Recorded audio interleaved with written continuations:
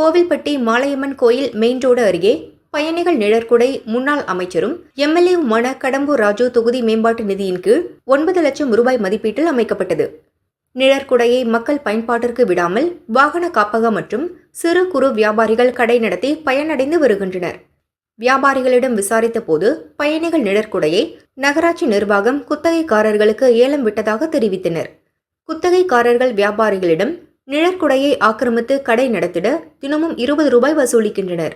நகராட்சி அதிகாரிகளை கவனித்துவிட்டுதான் கடை போட்டுள்ளோம். நிழற்குடைக்குள் பயணிகள் வரக்கூடாது என கண்டிஷன் போட்டனர்.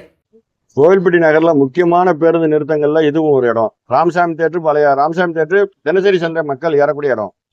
இது நகராட்சி சார்பா பொதுமக்கள் பயன்பாட்டிற்காக எம்எல்ஏ மேம்பாட்டு நிதியிலிருந்து 9 லட்சம் ரூபாய் செலவில் வெயில் நேரங்களையும் மழை நேரங்களையும் மக்கள் பயன்படுத்துறதுக்காக ஏற்படுத்தப்பட்ட நிலம் கூட. இது கெட்டப்பட்டதுலேருந்து இன்னைக்கு வரைக்கும் பயன்பாட்டுக்கு வரல. இதை வாகன நிறுத்துமிடமாகவும் ஆக்கிரமிப்பாளர் காய்கறி கடை இந்த மாதிரி கடை போட்டு இருக்காங்க. 2 தினங்களுக்கு முன்னாடி பெஞ்ச திடீர் மழையில கூட மக்கள் இதுல ஒதுங்கும் போது காய்கறி கடைக்காரங்க சண்டைக்கு வராங்க. இப்படிலாம் நிப்பாட்டக்கூடாது, வராதிங்க.